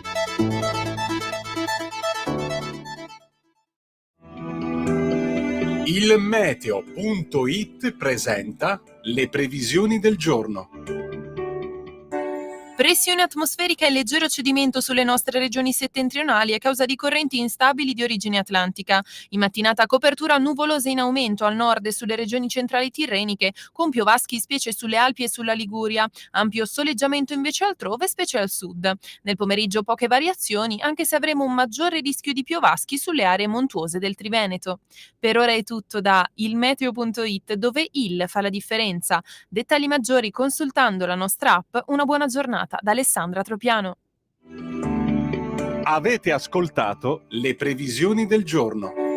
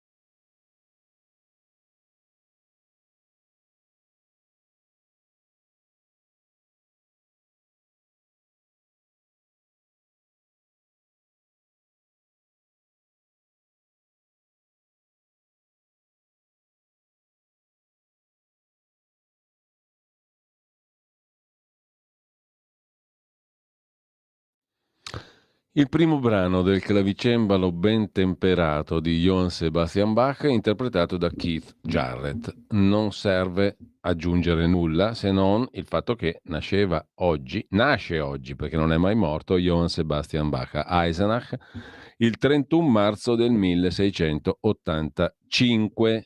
Con Bach si è cimentato anche l'immenso, lo straordinario Keith Jarrett, che molti conoscono come pianista jazz, ma che ha anche inciso a livelli straordinariamente alti musica classica. E comunque non c'è bisogno di aggiungere niente perché c'è già tutto il bello possibile e immaginabile nell'unione di questi due spaventosi talenti. Intanto l'intelligenza artificiale, a proposito di talenti, sta diventando spaventosamente reale. All'Università Cattolica di Milano è stato presentato il primo robot sociale in grado di interagire con gli esseri umani senza essere programmato prima, cioè impara, si adatta e risponde per conto suo fino a un certo punto. Now, così si chiama, risponde alle domande e si collega a chat GPT per sostenere conversazioni molto naturali. C'è anche un video su Dagospia. Ho bisogno di qualche secondo per trovare una risposta alla tua domanda, dice Now, racconta l'agenzia ANSA. Now è ansioso di mostrare in pubblico le nuove capacità acquisite grazie a ChatGPT, che non a caso si dice è un programma di conversazione, un chatbot, ma è anche un programma che autoapprende, in qualche modo, cioè simula le capacità del nostro cervello, simula e riproduce, solo che ha a disposizione una velocità nell'esecuzione delle operazioni e una capacità di sintetizzare le informazioni straordinariamente superiore a quella che è la nostra parte cosciente del cervello. In ogni caso, il piccolo robot sociale, da anni di casa nei laboratori e nelle sperimentazioni in scuole e ospedali, Now, da oggi è in grado di conversare con gli esseri umani senza dover essere programmato prima. L'ultima frontiera dell'intelligenza artificiale è stata presentata dall'unità di ricerca sulla teoria della mente del Dipartimento di Psicologia e Facoltà di Scienze della Formazione dell'Università Cattolica di Milano. Io sono un robot sociale, ha detto Now, ed è la prima volta che posso interagire in maniera più conviviale. Ha detto Now chiedendo a chi lo ascoltava un'unica accortezza: ricordati di parlarmi in modo semplice, spontaneo e senza fretta. Alla prima domanda sulle stagioni si è bloccato, ma al secondo tentativo, dopo averci pensato un po', ha intrattenuto il pubblico su primavera, estate, autunno, inverno. L'iniziativa del gruppo di ricerca, guidato da Antonella Marchetti, che dirige il Dipartimento Psicologia ed è responsabile dell'unità di ricerca sulla teoria della mente, nasce dall'idea di integrare un robot sociale con ChatGPT, capace di intrattenere conversazioni naturali basate su scambi interattivi per rendere più fluida la conversazione dei robot con le persone, ha detto Angelo Cangelosi, direttore laboratorio robotica cognitiva dell'Università di Manchester e visiting professor dell'Università Cattolica. Now è un sistema capace di avere dialoghi con le persone con frasi preparate e strutturate. Ora si può collegare a ChatGPT per ottenere risposte. Per trovarle ha a disposizione lo strumento di OpenAI, cioè ChatGPT, che è addestrato a memorizzare milioni di pagine, una mega enciclopedia, come se avessimo costretto 10 persone a leggere per tutta la vita. Ha dei limiti perché è un sistema linguistico non pragmatico, contestualizzato, ma essendo basato su un sistema di apprendimento simile a quello del cervello, può fare cose potenti, come creare un sommario o dare definizioni e spiegazioni. Come esseri umani noi siamo abituati alla fisicità nella comunicazione, perciò avere ChatGPT incarnato, embodied, è l'ideale. I ricercatori hanno già avviato un esperimento in ambito scolastico. Il nuovo Now potrebbe trovare applicazioni anche con anziani e utenti con disabilità. Ricordando sempre che con ogni tecnologia si può fare del bene o del male, i sistemi di intelligenza artificiale sono molto complessi, perciò la cautela è giusta, ha concluso Cangelosi commentando lo stop all'addestramento dei sistemi più avanzati di intelligenza artificiale chiesto da Elon Musk e altri 1000 tra ricercatori e manager, la notizia di ieri. Da dove viene? Cosa è diventata OpenAI, cioè la società che ha creato ChatGPT? Lo racconta Pietro Minto oggi su ilpost.it. L'azienda statunitense dietro a ChatGPT doveva limitare i possibili rischi delle intelligenze artificiali. Ora è lei a preoccupare gli altri. Nel novembre del 2022 l'azienda statunitense OpenAI ha presentato ChatGPT, un'intelligenza artificiale diversa da tutte le altre che simula conversazioni umane con gli utenti. Successo mediatico enorme. Come OpenAI sia arrivata a questo momento non è chiarissimo. Quello che si sa è che nel giro di poco tempo Sam Altman, cofondatore, amministratore delegato di OpenAI, ordinò di aprire ChatGPT al pubblico con una certa urgenza.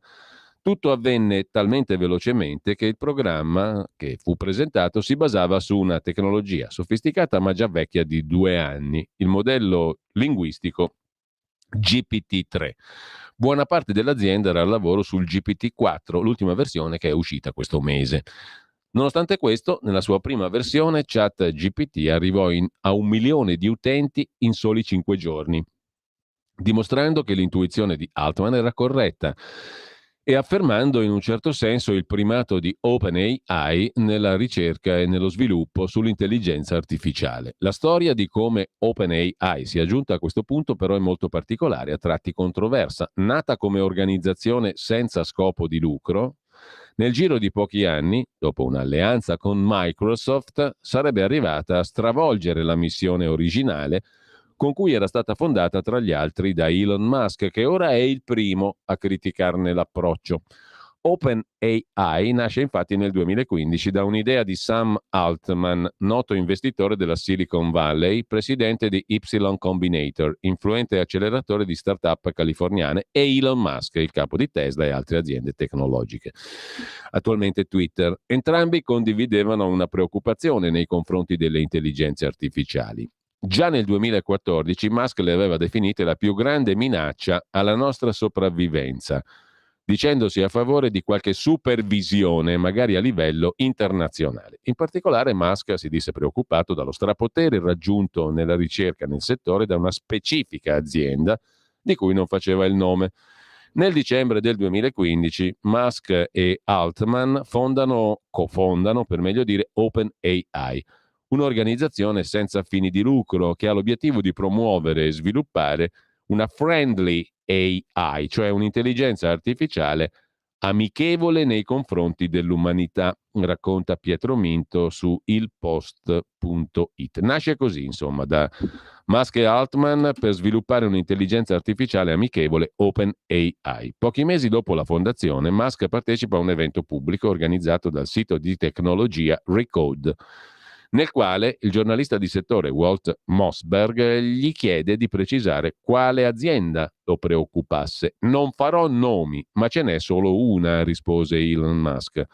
Successivamente Musk rivelò che l'azienda che secondo lui stava acquisendo vantaggio competitivo sul settore era Google, o meglio DeepMind, società britannica che Google aveva acquisito nel 2014.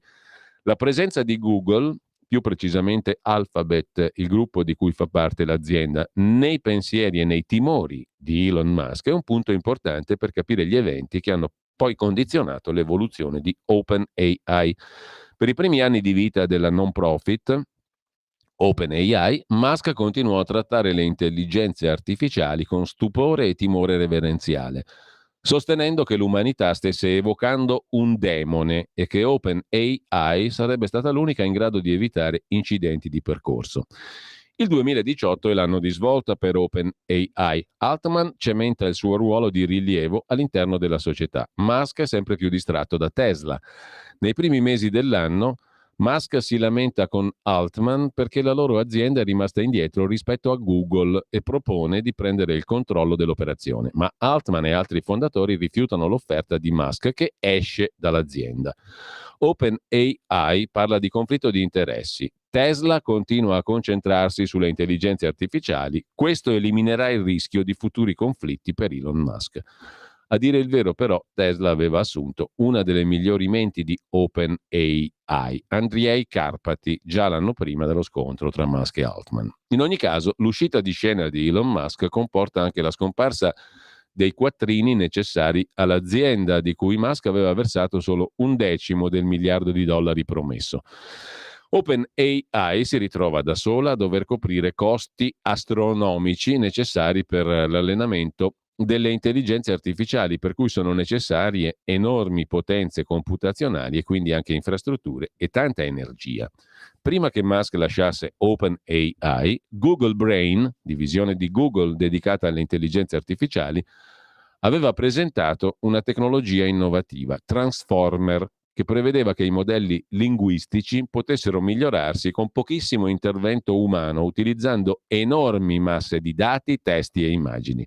La presentazione di Transformer da parte di Google fu l'evento che concretizzò i timori di Elon Musk di rimanere indietro, accelerando la sua uscita da OpenAI e costringendo però l'azienda a cambiare strategia, ad adottare una nuova tecnologia che ancora oggi è essenziale al funzionamento di ChatGPT. La sigla che ha dato il nome al modello linguistico GPT sta per Generative Pre-trained Transformer, a conferma dell'importanza della scoperta di Google. Per farlo però erano necessari grandi investimenti sul training, cioè l'acquisizione di grandi archivi di dati, testi e materiali e la loro analisi da parte di sistemi informatici sempre più complessi. Transformer fu quindi l'inizio di un lungo effetto domino che portò OpenAI all'alleanza strategica con Microsoft nel 2022.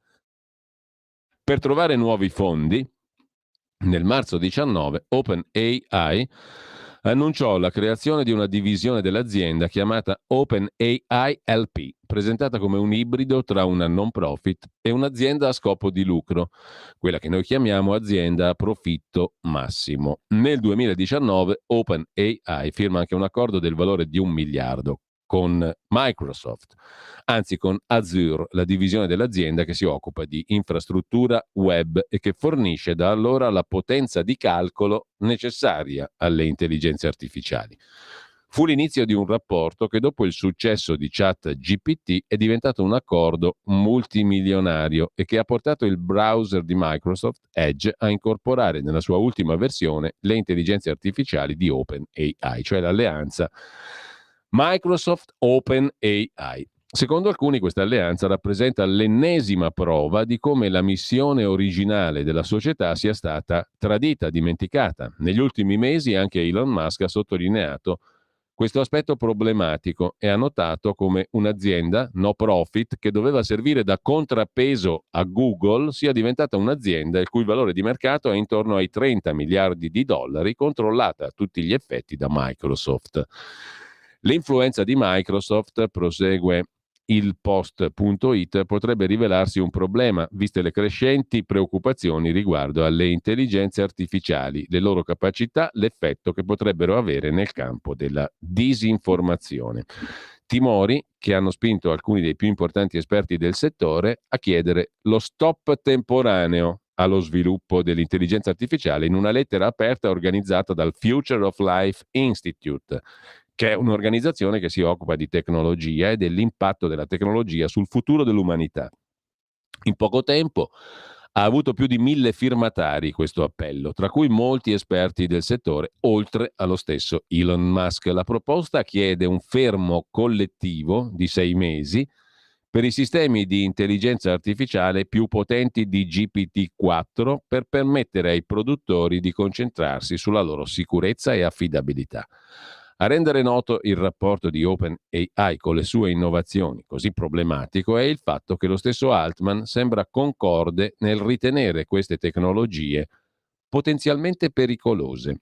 L'imprenditore ha dichiarato infatti di avere un po' di paura delle intelligenze artificiali, compresa la sua, quella di OpenAI, una posizione che sembra scontrarsi col ritmo frenetico con cui l'azienda sta presentando nuovi servizi legati a GPT-4 e che non convince tutti. Perché non collaborare con esperti di etica dell'intelligenza artificiale e con legislatori prima di rendere disponibili questi modelli? Si è chiesta Carissa Velitz, professoressa di filosofia ed etica dell'Università di Oxford. I dubbi sulla tenuta etico-morale dell'azienda sono aggravati dal fatto che OpenAI è nata espressamente con l'obiettivo di avere un'influenza diversa nel settore, fatta di collaborazione, di cautela, di apertura alle ricerche proprie e altrui, per evitare sviluppi incontrollati e sregolati delle intelligenze artificiali. Ma a ben guardare, è da tempo che circolano dubbi sulle vere intenzioni della società. Quando nel 2018 OpenAI pubblicò il suo atto costitutivo, lo fece per ribadire che la società aveva sempre a cuore la propria missione originale, cioè assicurarsi che l'intelligenza artificiale generale sia di beneficio per tutta l'umanità. Ora sembra che il cammino invece sia molto diverso. Vedremo. Intanto questo qui è un discorso sul quale bisognerà prestare molta attenzione. Ci sono 2 pagine anche sulla stampa di stamani, la stampa di Torino, sull'intelligenza inarrestabile. L'appello di Elon Musk non ha senso, lo sviluppo dell'intelligenza artificiale andrà avanti e rivoluzionerà il nostro mondo, scrive Riccardo Luna. Per evitare danni servono regole, sfruttiamo le sue potenzialità anche per sconfiggere la Cina. C'è un'intervista al filosofo dell'informazione Luciano Floridi. In ogni caso si può staccare la spina, dietro c'è sempre la mano dell'uomo, ciò che preoccupa è la manipolazione, che così diventa molto più facile. Di questi temi poi parleremo martedì mattina alle 8:30, faremo un focus su questo tema con un esperto del settore. ChatGPT dice: non voglio nuocere a nessuno, sono nata per dare risposte. Adesso c'è il giochino che tutti i giornalisti interpellano ChatGPT per vedere cosa ne esce fuori. Su Libero vi segnalo a pagina 21 il pezzo di Claudia Osmetti che si occupa di una delle professioni potenzialmente oggetto dell'utilizzo di intelligenza artificiale, l'avvocato. Anche l'avvocato si fa digitale e a volte è meglio degli umani. Per certi versi, diciamo che ancor più che per l'avvocato il discorso potrebbe valere per il pubblico ministero e per il giudice. Francamente, in molti casi credo che sia più affidabile un'intelligenza artificiale in veste di pubblico ministero o di giudice che non un umano. In ogni caso, l'uso sempre più diffuso dell'intelligenza artificiale anche dal punto di vista delle discipline legali. Uno studio legale di Firenze utilizza il programma ChatGPT per affrontare le cause. È ottimo quando si tratta di diritto civile e soprattutto tributario. Nel penale invece siamo ancora un po' più indietro. Questo articolo, premette Claudia Osmetti su Libero, è stato scritto senza l'utilizzo dell'intelligenza artificiale, pare una battuta, ma non lo è, perché qui tra non molto ci toccherà specificarlo per davvero. Il punto è questo: le professioni intellettuali, compresa quella degli ottimi giornalisti, rischiano il patatrac. Prendi per esempio però anche gli avvocati.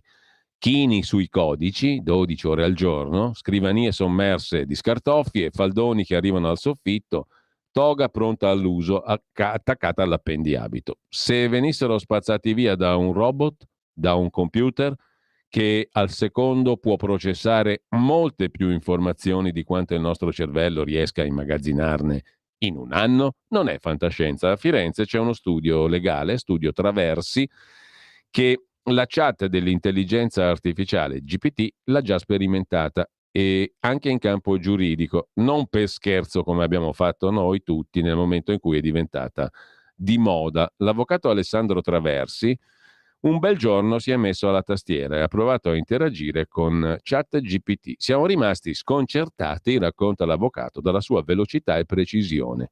Abbiamo deciso di sottoporle il primo caso.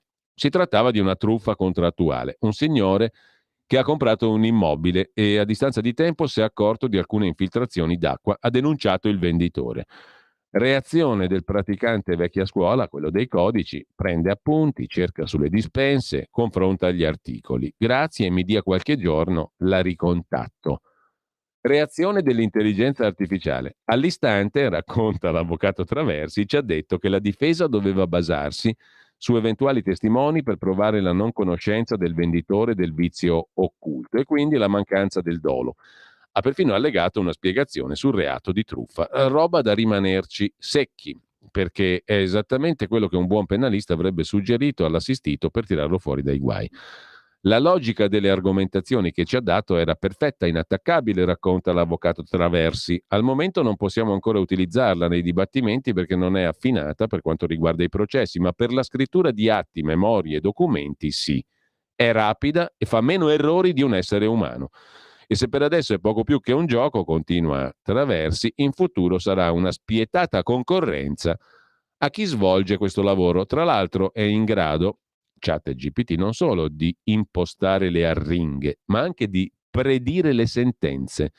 Cioè, non solo può vestire i panni dell'avvocato, ma anche quelli del giudice. C'è un'intervista su Libero a Giuseppe Lascala, definito il Philippe Daverio dei principi del foro, titolare dello studio milanese La Scala, che da tempo si interfaccia ogni giorno con colleghi trasformati in algoritmi. Anche il principe del foro di Milano dà parere positivo, esalta la bravura di noi professionisti. Il software fornisce gli elementi essenziali del caso, poi noi ci mettiamo la parte creativa. La domanda è: come si sarebbe comportato Piero Calamandrei, l'avvocato che piegava il rigore dei codici alla temperie dell'animo umano, di fronte a un collega in forma robotica? Giuseppe Lascala da tempo si interfaccia ogni giorno con gli algoritmi. Nel libro L'avvocato nel futuro di Fulvio Gianaria e Alberto Mittone, edito da Einaudi, ci si domanda se sia lecito ed etico che le macchine possano oggi rappresentare o decidere per un essere umano. Tutto questo è un'opportunità o siamo in un libro di fantascienza? Noi, dice l'avvocato Lascala al Libero, lavoriamo da tempo con l'intelligenza artificiale, si chiama Legito, specie con i programmi di composizione degli atti. Soprattutto nel contenzioso massivo, casi di anatocismo, usura e frode, mettiamo in atto una procedura in cui uno dei nostri avvocati di qualità viene intervistato dal software, al quale fornisce gli elementi essenziali della causa. Dopodiché la macchina assimila i dati e ti fa 3/4 dell'atto, esplica la parte più tecnica del lavoro, mentre l'avvocato si può concentrare sulla parte creativa. L'intelligenza artificiale fa l'impiegato di concetto. Ma scusi, chiede Francesco Specchia su Libero, non c'è pericolo che a lungo andare la macchina col machine learning, cioè imparando dai propri errori, si possa sostituire all'uomo? Ma no, risponde l'avvocato La Scala. Un altro settore quasi completamente delegato all'intelligenza artificiale riguarda i problemi ricorrenti sempre in alcune materie come la successione. Di solito la macchina è in grado di dare le soluzioni a domande frequenti. Se non lo fa, quando la palla passa all'operatore umano, il grosso tecnicamente è già fatto. L'intelligenza artificiale incide solo blandamente sulla riduzione del personale di uno studio. Noi, in Unique Legal, siamo una cinquantina. A ben vedere, anzi, l'intelligenza artificiale esalta la qualità dell'avvocato, lo stimola nella sua capacità di inquadrare la controversia in modo originale. Il bravo avvocato viene spinto a dimostrare di non poter essere sostituito da una macchina. Boh, vedremo. A proposito di avvocati, andiamo a vedere anche la prima pagina del Dubbio, il quotidiano degli avvocati italiani, appunto, dove ci si occupa del programma del ministro Nordio, il disgelo sulla questione delle carriere separate fra Nordio e l'Associazione Nazionale Magistrati. La distensione dopo la tempesta, l'Associazione Nazionale Magistrati ha diffuso una nota per ricucire lo strappo col ministro Nordio. Nell'incontro col capo di gabinetto del Ministero, il presidente dell'Associazione Magistrati Santa Lucia ha ricevuto rassicurazione che il tavolo tecnico per la riforma sarà integrato con una rappresentanza dell'Associazione Nazionale dei Magistrati. E da segnalare in prima pagina c'è anche l'intervista al professor Giulio Sapelli che dice: bene Salvini sul codice degli appalti, ora dobbiamo eliminare l'ANAC, l'Autorità Nazionale Anticorruzione, non riformarla.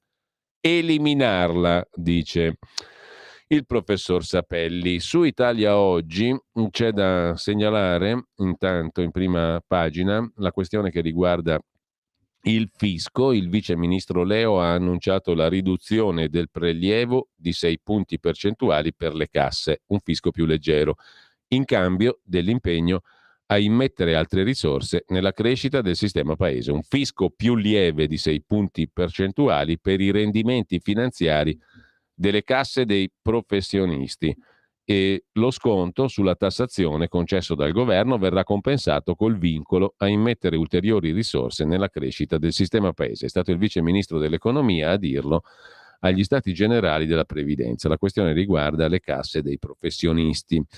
Mentre la rubrica diritto e rovescio, il corsivo di prima pagina, si occupa del cosiddetto decreto flussi di immigrazione, che dovrebbe consentire, scrive il direttore Magnaschi, agli imprenditori di trovare all'estero la manodopera che non trovano in Italia.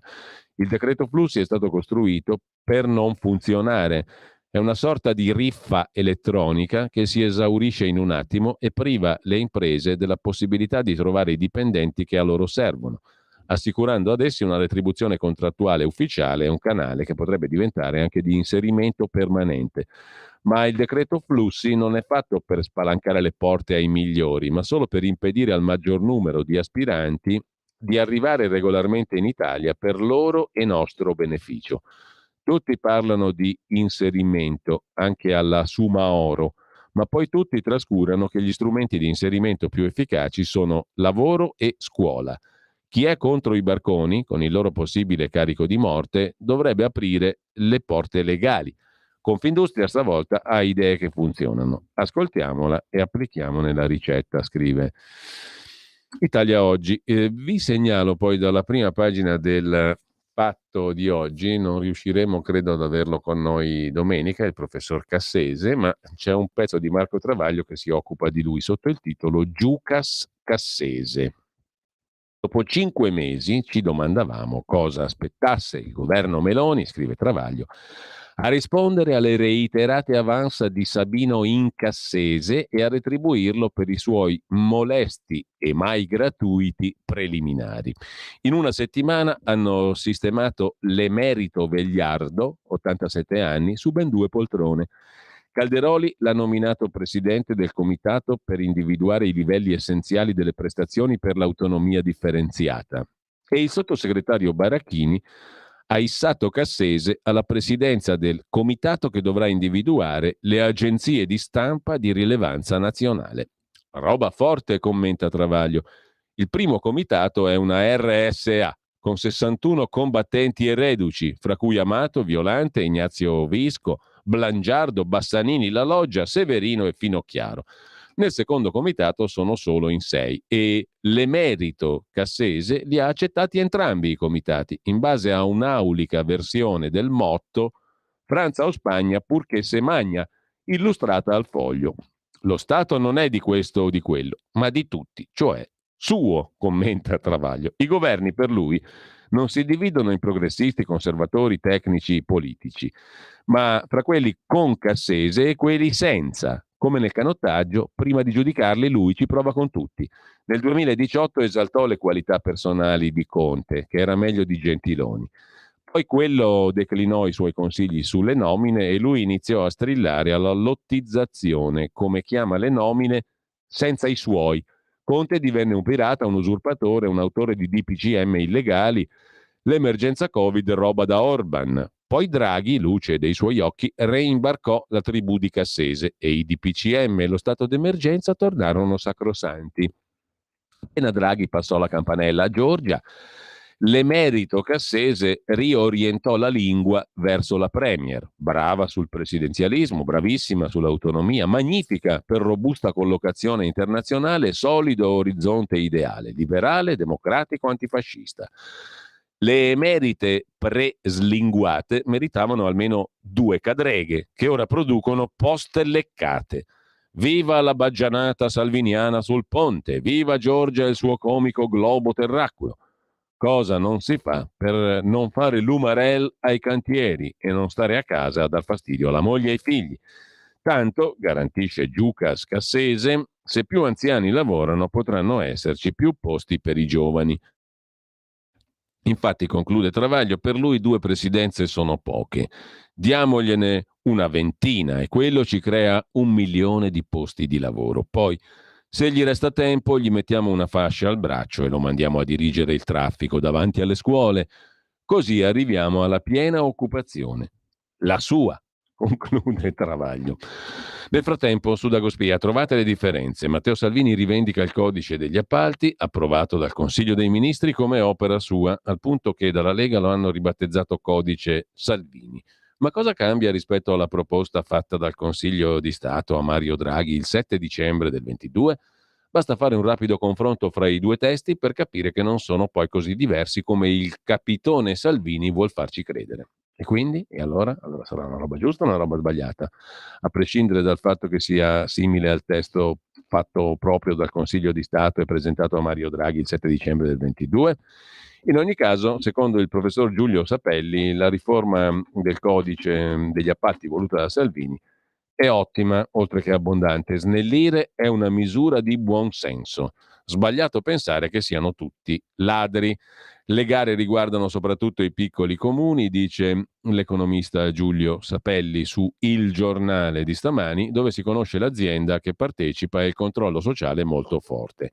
E uno Stato serio non ha bisogno dell'autorità anticorruzione, l'ANAC. Significa delegare l'amministrazione ai pubblici ministeri.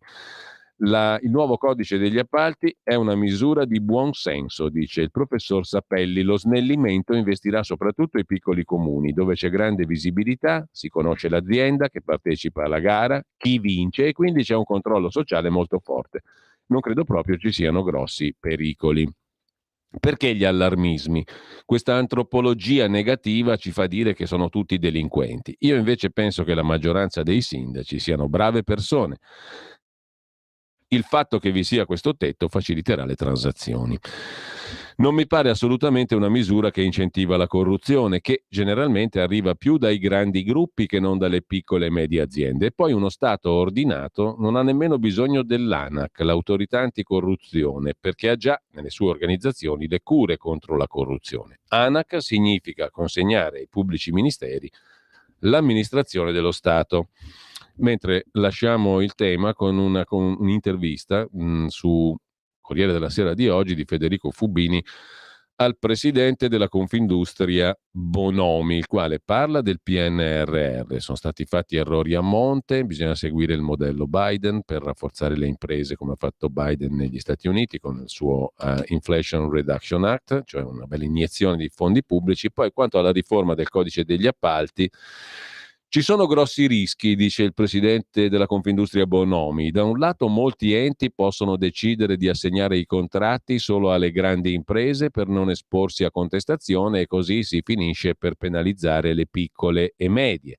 Dall'altro lato si aprono le porte a decisioni discrezionali dei partiti e di chi premia gli amici degli amici. Un codice fatto così non incide sui problemi di produttività e di trasparenza, così la pensa il presidente di Confindustria.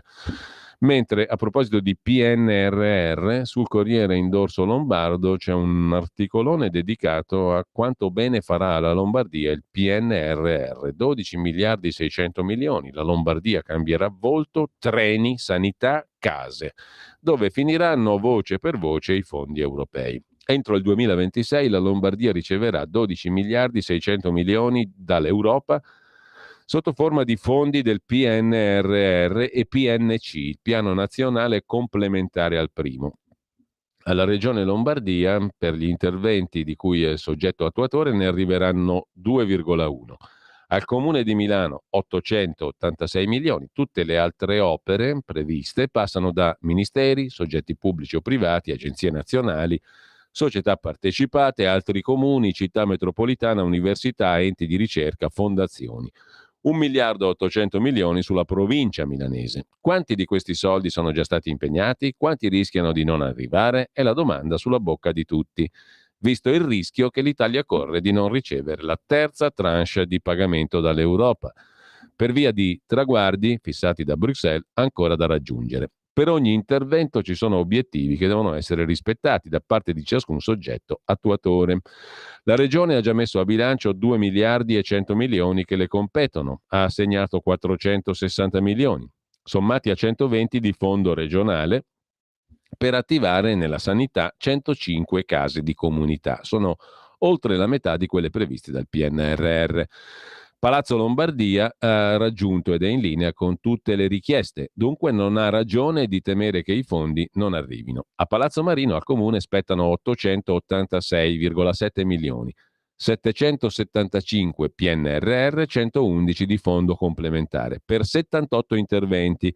Ha già ricevuto 79 milioni e nel corso del 2022 ha impegnato le spese di progetti con iter avviato per un importo di 655 milioni. Anche il Comune dunque sta rispettando tutti gli obiettivi richiesti. Per fare che cosa non si è ancora capito, però insomma, quali sono gli interventi finanziati dall'Europa sul territorio? I grandi capitoli di cui il PNRR si compone indicano che 800 milioni andranno alla digitalizzazione innovazione, 4,3 miliardi transizione ecologica, 3 miliardi infrastrutture e mobilità, 1 miliardo e mezzo istruzione e ricerca, stessa cifra per inclusione e coesione, 1 miliardo e 3 in sanità.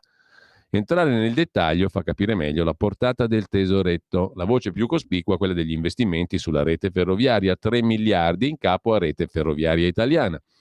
Seconda fetta di torta, sanità, 1,3 miliardi di competenza sostanzialmente regionale per case e ospedali di comunità. I soldi destinati alla sanità serviranno anche a rafforzare l'assistenza intermedia, l'ammodernamento tecnologico e digitale degli ospedali, la ricerca biomedica. Terza voce, le politiche abitative, in capo a Regione e Aler Comune, 1 miliardo e 140 milioni di euro per riqualificare le case popolari, 319 milioni dei quali sul conto della Regione. In quarta posizione, istruzione e ricerca, in mano a comuni e università e fondazioni. Tante belle idee, poi bisogna vedere qui sono tutti i capitoli di spesa. Cosa concretamente si fa all'interno di questi capitoli rimane tutto da verificare. L'unica cosa certa sono le case di comunità previste appunto nell'ambito della sanità, alla quale andranno in tutto 1 miliardo e 300 milioni. In Lombardia Intanto a Milano si è rotto qualcosa, questo è il titolo che campeggia in dorso milanese e lombardo su Avvenire di stamani: in crescita i conflitti sociali e le diseguaglianze, l'emergenza abitativa, il cono d'ombra in cui si trovano i trentenni. È il rapporto 2022 della Fondazione Ambrosianeum, presentato ieri, tante le contraddizioni fra la città che siamo e quella che sogniamo. Corre a due velocità la città, la crescita è sempre meno inclusiva e il lavoro deve tornare a produrre società. Insomma, a Milano si è rotto qualcosa. Secondo Gianni Barbacetto, nella sua rubrica Nordisti sul Fatto Quotidiano, Milano ha bisogno di una rivolta alla francese, cioè bisogna incazzarsi un po' e scendere per strada per salvare Milano. Piazze piene, come quelle di Parigi o di Tel Aviv, gente che protesta per buttare nel naviglio il modello Milano e ripartire con una politica che restituisca ai cittadini la loro città presa in ostaggio dai padroni dell'immobiliare. È sempre più cara la casa a Milano, meglio andare ad Abbiategrasso, ci racconta il Corriere della Sera. A mezz'ora da Milano è Abbiategrasso la città più conveniente per andare a cercare un'abitazione. La classifica dei comuni più economici della provincia seguono Pioltello e Rho. A Milano un trilocale costa 450.000 euro, nell'Interland non supera i 200.000, meno della metà. C'è una cosa però che a Milano funziona ed è abbastanza economica, secondo una classifica internazionale: i trasporti. I trasporti milanesi sono nella top 10, nella top 20 anzi mondiale, ma oggi c'è un altro sciopero. Milano batte Barcellona, Madrid, Dubai, soltanto a Mosca l'abbonamento annuale costa di meno.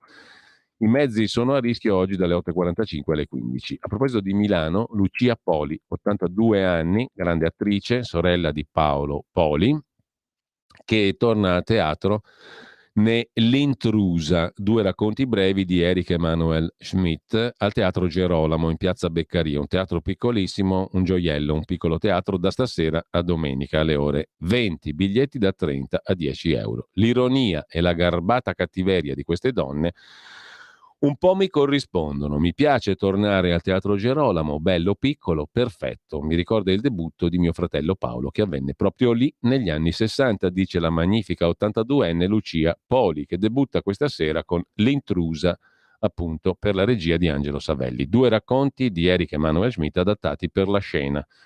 E intanto, incredibile ma vero, in Italia non esiste un reato specifico per punire chi occupa abusivamente gli immobili. Ad oggi chi si trasferisce illegalmente nelle case altrui la passa sostanzialmente liscia, scrive Il Messaggero e riprende Dagospia. Fratelli d'Italia ha depositato alla Camera una proposta di legge per rendere più dura la vita agli abusivi. Pena prevista per chi occupa sarà 9 anni. La multa arriverà fino a 25.000 euro e la vittima verrà esentata dal pagamento IMU sulla casa. La Lega aveva già affrontato precedentemente il tema in questione. Poi c'è una vicenda di cronaca, l'avrete magari anche letta in questi giorni, incredibile.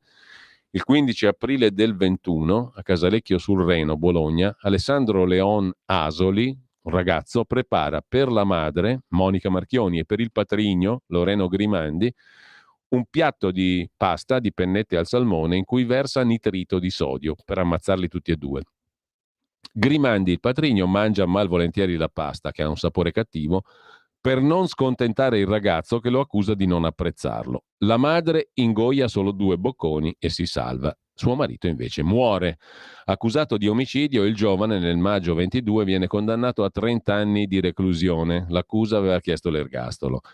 Il ragazzo si dichiara innocente, accusa la madre. Martedì scorso il ragazzo confessa a sorpresa al processo d'appello chiesto dall'accusa, che punta all'ergastolo. Sono stato io, dice, a fare ciò di cui mi accusano. Voglio chiedere scusa alle persone alle quali ho fatto del male. Repubblica intervista oggi Monica Marchioni, la madre di questo ragazzo. Mio figlio è un assassino, voleva uccidere pure me, ma sogno di riabbracciarlo il giorno in cui si pentirà. Con questo lasciamo la rassegna stampa, la concludiamo anzi con Beppe Mao, come lo chiama Dagospia, cioè Beppe Grillo, grillo di laboratorio. Beppe Grillo attacca il governo per il no alla carne sintetica. Prendetevi del tempo, informatevi, la carne in laboratorio è il futuro, dice il nuovo messia, che poi raddoppia su Facebook. Questi alimenti sono tutt'altro che sintetici e rappresentano una concreta alternativa agli allevamenti intensivi. Mentre a proposito di Dagospia, stai a vedere che i più razzisti sono gli immigrati. Nel multiculturale Regno Unito, premier di origini indiane, la discriminazione esiste e persiste. Scrive Il País, un rapporto indipendente evidenzia il razzismo a Scotland Yard. È evidente il trattamento discriminatorio dei neri nelle forze dell'ordine e il governo britannico prepara una nuova legge sull'immigrazione, deportazione in Ruanda e stop alle richieste di asilo per chi arriva coi barconi. E le ONG se la prendono con l'Italia, con Meloni e Piantadosi, ironizza appunto Dagospia. Faccio in tempo giusto a segnalarvi 2 articoli di commento sulla pagina 2 di Italia Oggi. Carlo Valentini sul welfare, non basta più turare le falle. Questo welfare, cioè pensioni e sanità, va ripensato dalle radici prima che affondi. E Gianni Macheda, non è mai troppo tardi per scoprire la creatività, basta capire quando si sta facendo viva e assecondarla. C'è gente che ha iniziato a suonare a 66 anni, a scrivere a 80 anni, insomma non è mai troppo tardi per coltivare la propria creatività. Vi segnalo infine una bellissima chiacchierata di Alessandra Ricciardi, sempre su Italia Oggi, con il professor Luigi Curini, in piazza contro il dirigismo. I manifestanti in Francia forse non se ne rendono conto, ma sono contro l'eccesso di politica, troppa politica. Parlerei, in caso delle agitazioni francesi, dice Curini, di legittimi tentativi da parte di un variegato insieme di cittadini di proteggere lo status quo rispetto a un cambiamento che vedono come deleterio. Il rischio agitazioni anche in Italia, solo che come al solito osserviamo quella strana situazione per cui se per le strade ci sono coloro che manifestano contro il governo di centrodestra, per commentatori e analisti questa è una grande prova di democrazia, sottolinea Curini.